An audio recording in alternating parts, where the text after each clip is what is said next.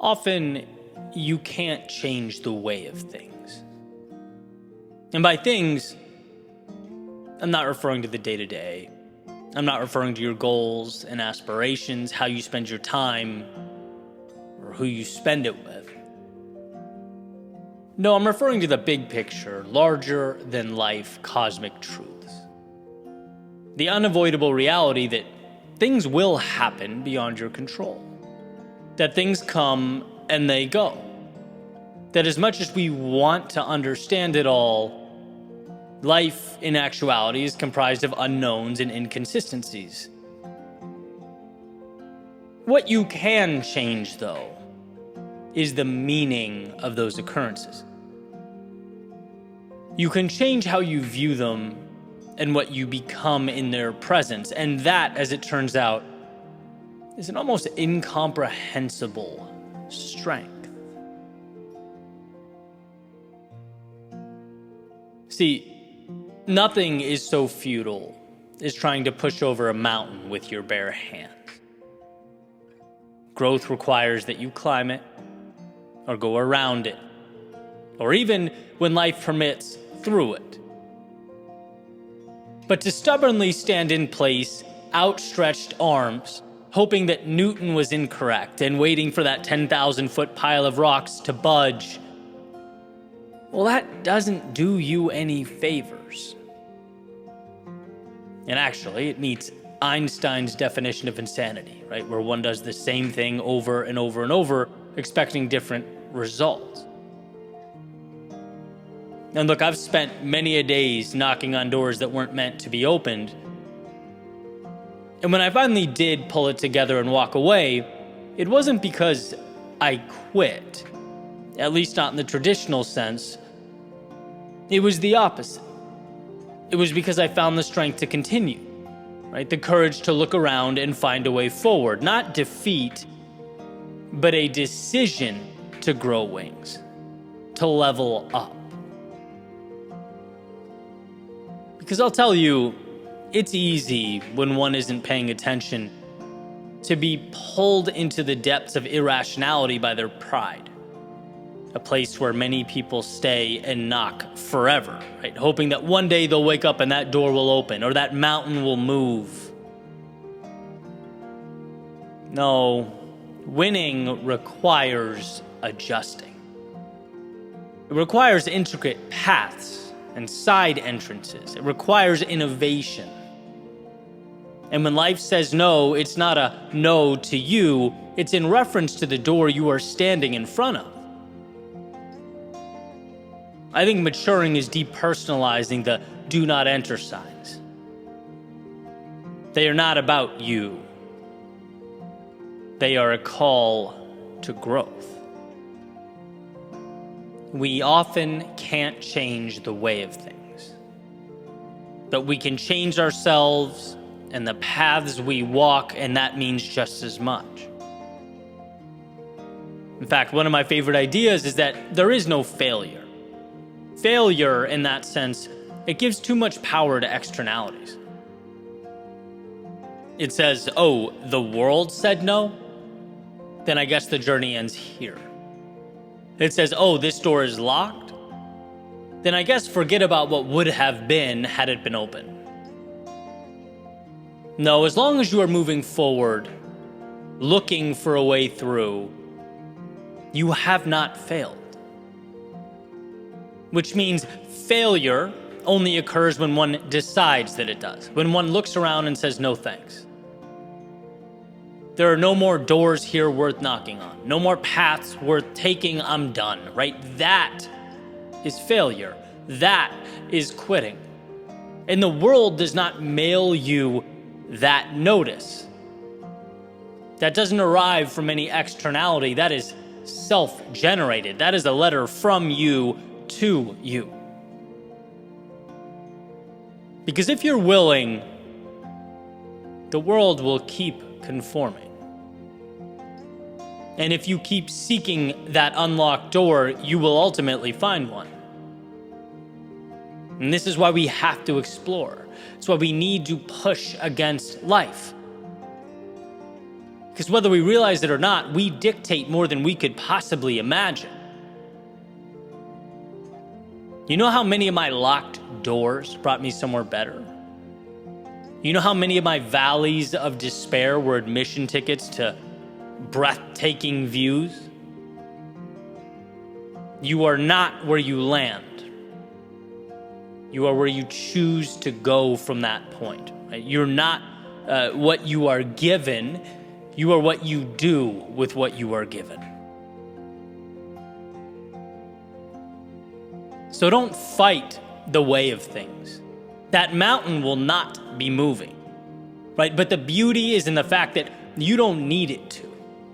You can still conquer it. You can still get everything you need by placing not hope in the mountain for a miracle, but trust in yourself to find a way. Locked doors, they only stop those who lack the courage and vision to move on to the next. But that's not you. And therefore, the locks won't keep you out. They'll make you stronger. They'll broaden your horizons. And the mountains won't keep you grounded. They'll prompt you to climb higher and farther than you ever have. We often can't change the way of things. But the way of things can't hold a candle to the strength you possess as you navigate them.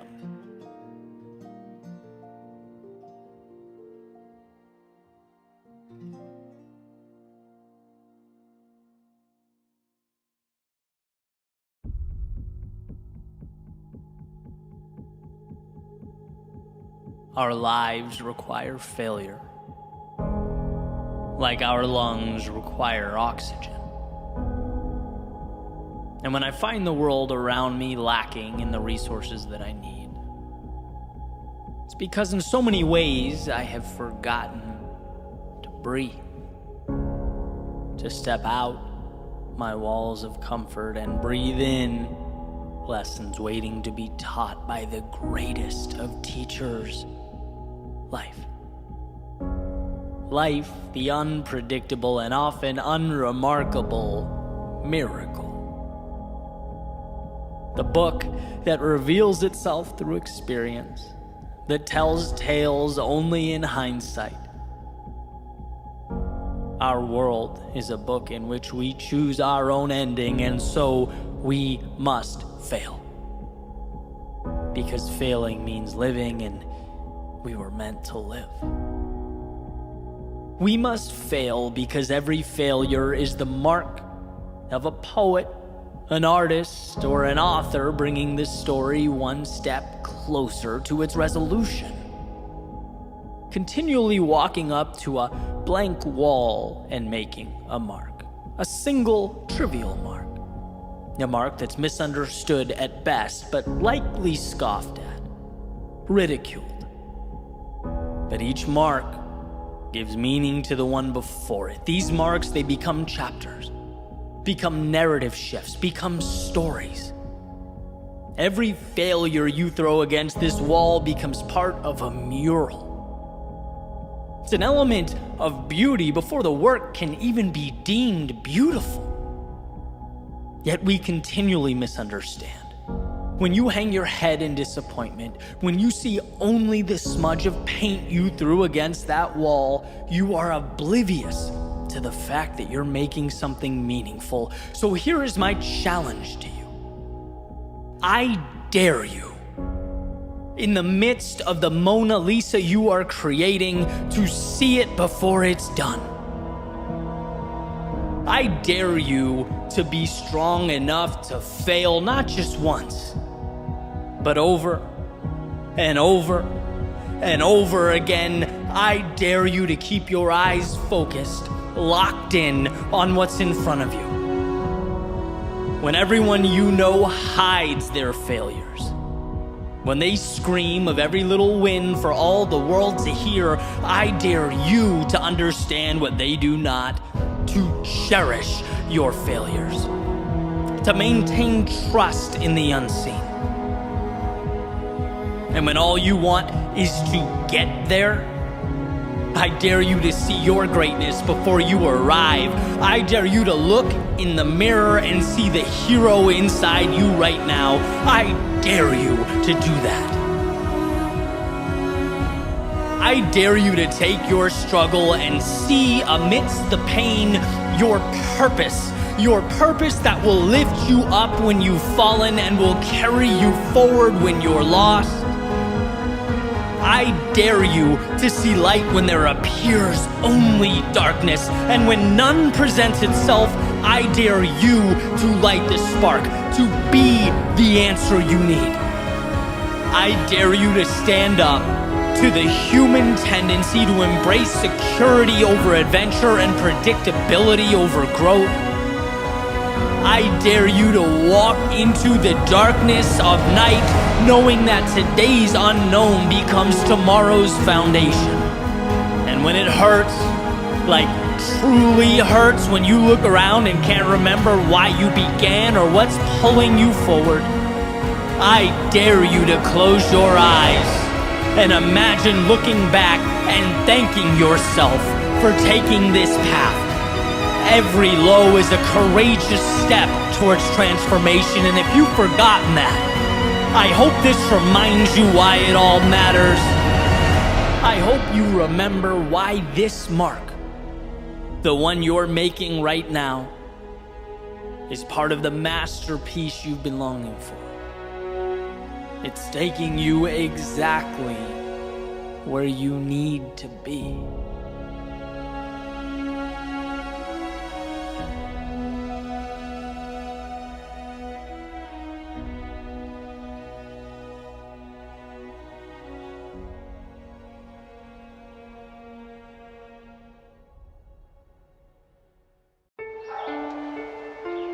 Be loved or be hated, but never simply tolerated. In life, you can live to chase opportunity, or you can live to avoid failure. And there are two very different things. Rather than pursue, we often avoid. We avoid failure. We avoid criticism. We don't want to ruffle feathers or disrupt. No, we choose to simply exist. Never condemned, but never extraordinary. Just tolerated. And it's an interesting dilemma. Because the best things exist on the extremes, life's fringes. That's where you find your accolades, your accomplishments. That's what we celebrate. It's where you need to be. And you get there not by worrying about what everyone around you thinks, but by taking your strength, your unique self, holding on and pressing the pedal to the floor, going all in.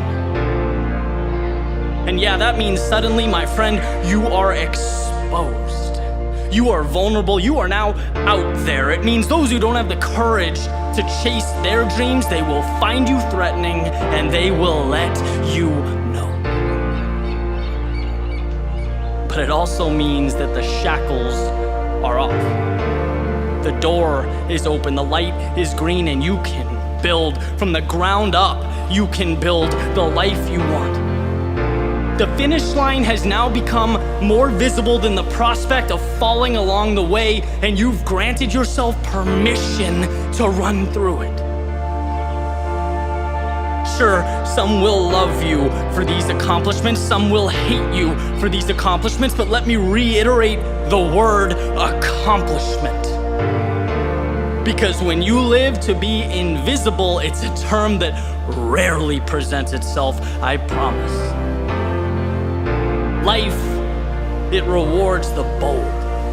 Those who are bold in their beliefs, bold in their actions, their dreams, and their pursuits. They are not for anyone but you. And years later, when you look in the mirror, you'll know that you gave every single thing you had to a life that meant something to you. Loved, yes. Hated, sure. But merely tolerated, No.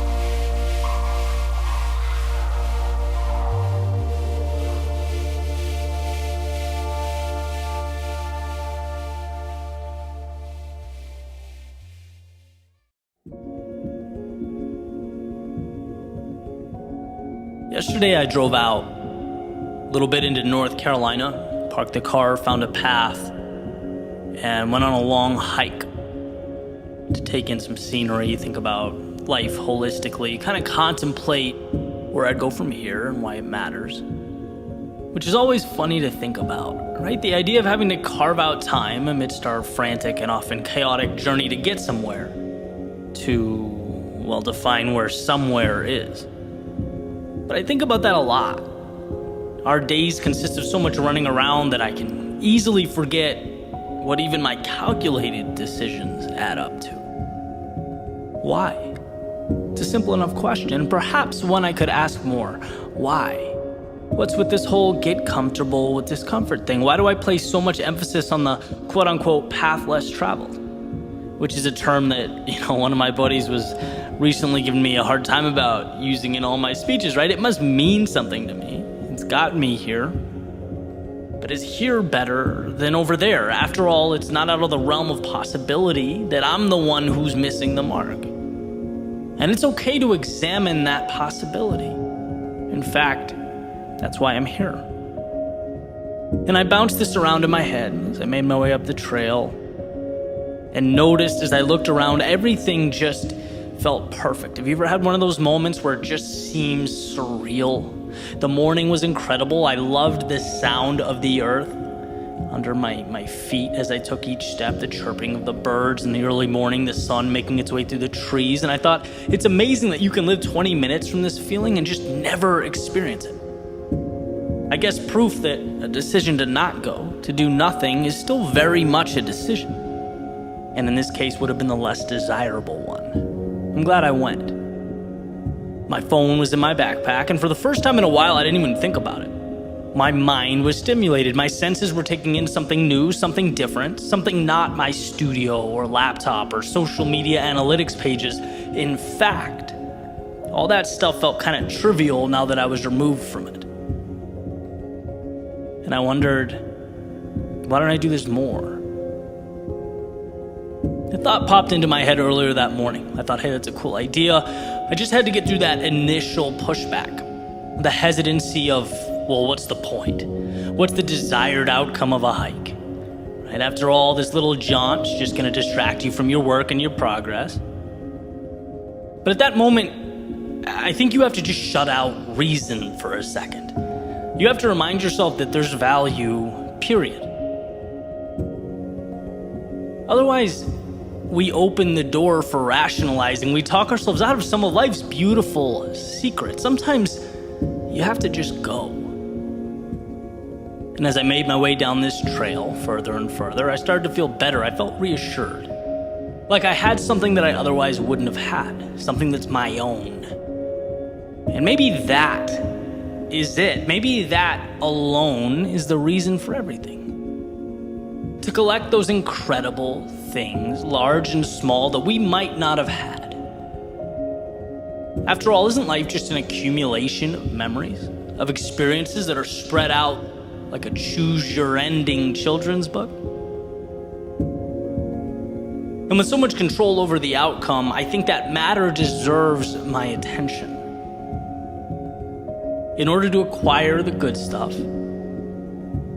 whether it's in a different location or context or time in my life, I still learn again and again that to get that, we have to leave some things behind. And that's the essence of life. You usually get out what you put in. And I think about that a lot. I think about the forks in the road I've come across, those same ones, the life-altering decisions. I guess it's only human. Walking away from that promising career that I'd spent my whole life building towards. Every once in a while, sure, I miss the security. Leaving this city and the people that made my life what it was, it still haunts me from time to time, trading permanence and structure for the freedom to condense my life's work into a laptop and take it anywhere in the world. But empowerment can be lonely, right? And I guess I can't help that in the midst of those situations, the easy decision always feels like the wrong one. I've just been pulled by the upside. I gravitate towards this grandiose version of what life could be on the mark that I hope to make. And to me, the scariest thing has always been not having the courage to see more, to explore. The phrase, what if, has always been my adversary, the monster in the closet, and it's a costly one to slay. Right? But life is both suffering and infinite beauty. And it's like you have to choose where you're going to endure pain and why that matters so that you can climb the mountain that means everything to you, that makes life worth it. In other words, meaningful discomfort now or painful regret later. And I strongly believe that life is about pursuing something meaningful. And even the triviality of a hike wants to remind me of this truth. I could be at home playing guitar, watching Netflix, relaxing. I mean, that would have been easier. But there's only one way to catch that sunrise over the trees. And that way is not Netflix.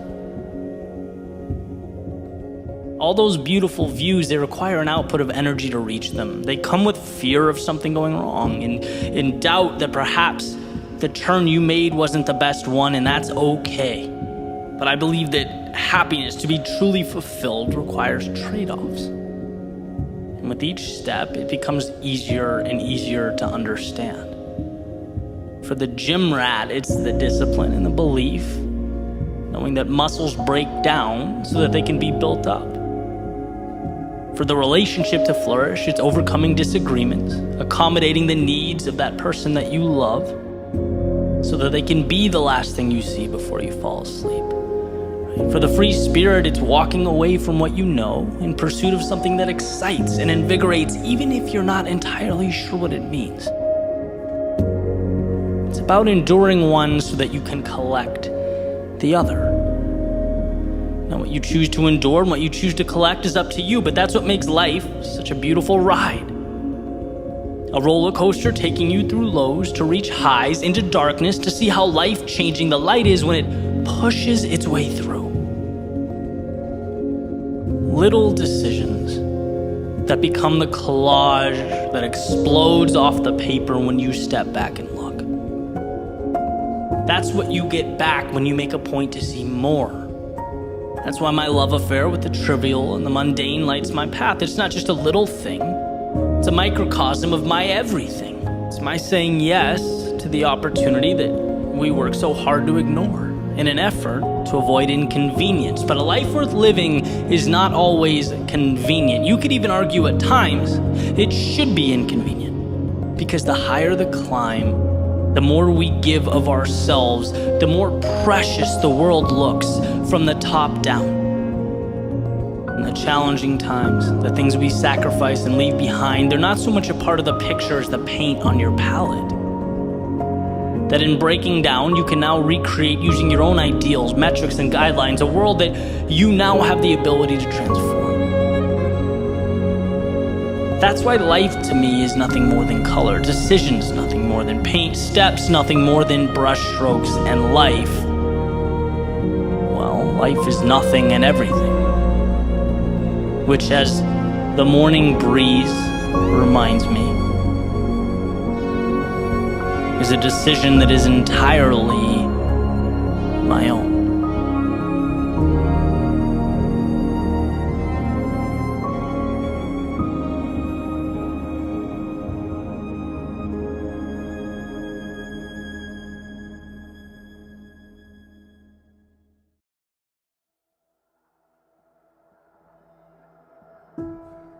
So much of life comes down to control. Understanding what we cannot control while simultaneously capitalizing and making the most of the things that we can. A constant awareness that's critical to our evolution. Epictetus wrote, "We must be at once cautious and courageous. Courageous in what does not depend upon choice, and cautious in what does. And this idea has been shared many, many times in many ways over the centuries. Another of which a lot of folks have heard is the serenity prayer, right? God, grant me the serenity to accept the things I cannot change, the courage to change the things I can, and the wisdom to know the difference. But regardless of how it's said and who it's said to, the point is the same. There are things we cannot control that we must find a way to stop exerting ourselves, stop exhausting our energy on. They are, as the saying goes, what they are. These obstacles are immovable.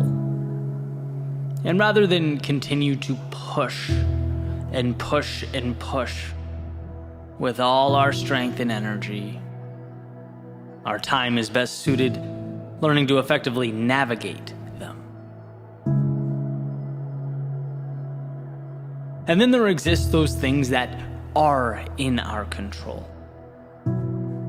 I believe it was The Power of Now by Eckhart Tolle. He said, and I'm paraphrasing, if something cannot be changed, stop thinking about it, right? The future represents anxiety. It's worrying about things that haven't happened yet.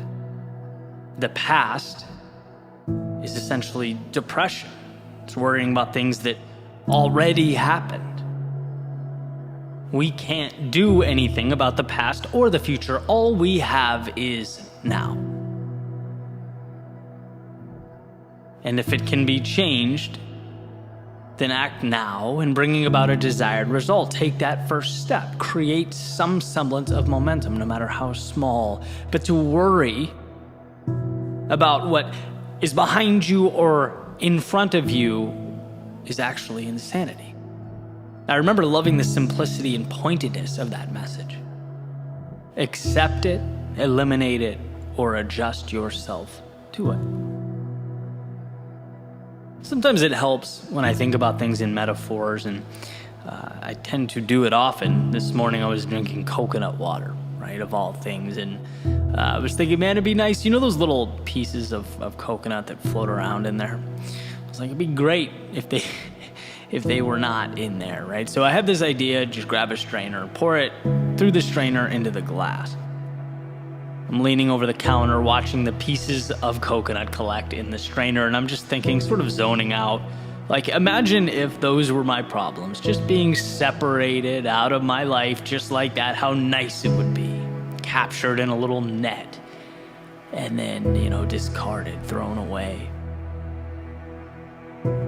But, it didn't take me long to realize a couple things. One, such an idea would never happen. Life will always have some obstacle to place before us. That's what life does. After all, the word is predicated upon the avoidance of death. It's a struggle and a necessary one. Which leads me to the realization number 2. We want hardship, purpose and meaning.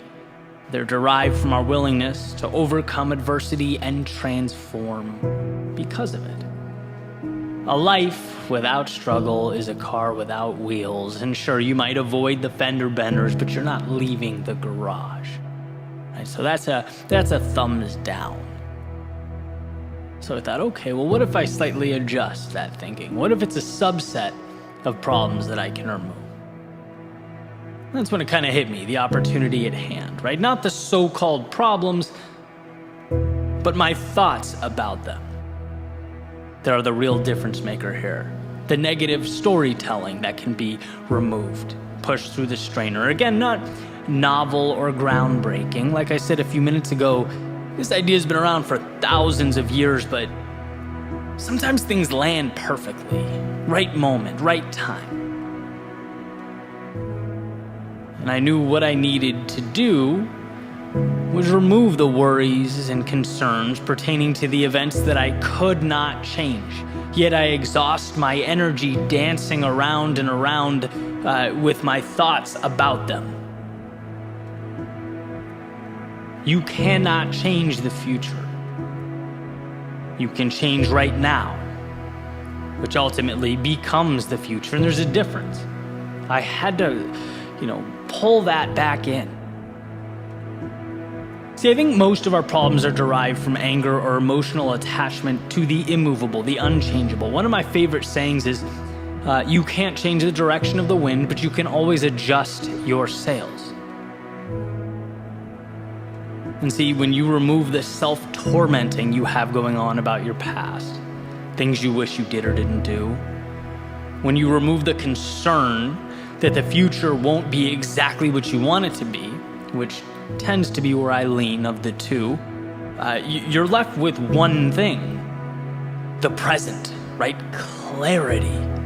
You have officially empowered yourself because the things you allocate your energy to can be changed, can be made better or adjusted. And that's really what it's all about. You can't change the fact that someone you loved or cared about let you down. But when you dwell on it, you're now giving up the present as well. You're preventing yourself from doing what is required of you now to make your life better. You can't control the fact that your company's reducing its size and your department is being eliminated. Can't control the fact that 8% get accepted to whatever you're applying to. Can't control the fact that you will be criticized for doing the unpopular thing, the thing that you believe to be right. And I say these things not to be a downer. I actually don't think there's anything sad about this. To the contrary. Right now that you've accepted these truths, accepted this as reality, now you can move toward what's best for you. No more dwelling on the unchangeable. No more fighting unwinnable wars. No, it's time to go put yourself in position to conquer whatever mountain is next. By straining out the things that cannot be changed, you are left only with what can.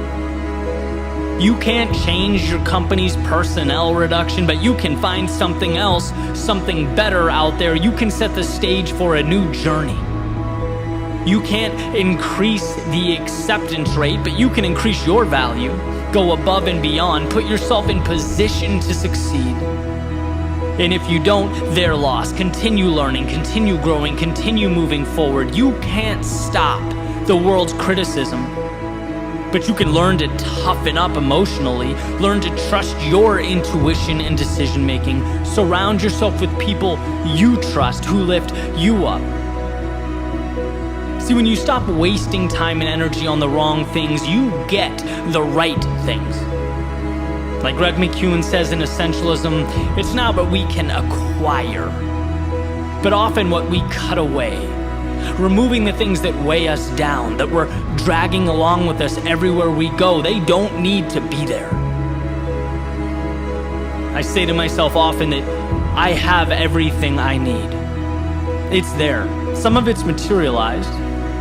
Some of it exists as a seed that I need to identify and water and nurture, but it's all right here. Which means the problem will never be that I'm incapable. It will never be that I'm not good enough. No, when I'm in the wrong, it's because I've forgotten to see it. I've either become consumed with the wrong things or lost faith in myself to do the right things. And knowing this has been a gift. It's been tremendous. It's helped me even during the darkest moments to reacquire what matters most. Sometimes it takes hours, sometimes days, even weeks or longer, but I get there. Eventually I arrive, and so can you. You have the ability to parse out why you feel the way you do, to categorize the thoughts in your head. Can I change it? No? Okay, gone. And with all that's left begins the journey, the good stuff. The adversity and the problems that will make you who you are. And don't misunderstand me. I'm not saying it will be easy, but I'm saying it will be worth it. And that's critical to understand. Your world is there to maneuver and adjust, to reshape, but its transformation depends on a laser-like focus on that which is malleable. That's saying, do what you can where you are with what you have. It will lead you to exactly where you need to be. Even if you don't trust the road before you, trust yourself to walk down it.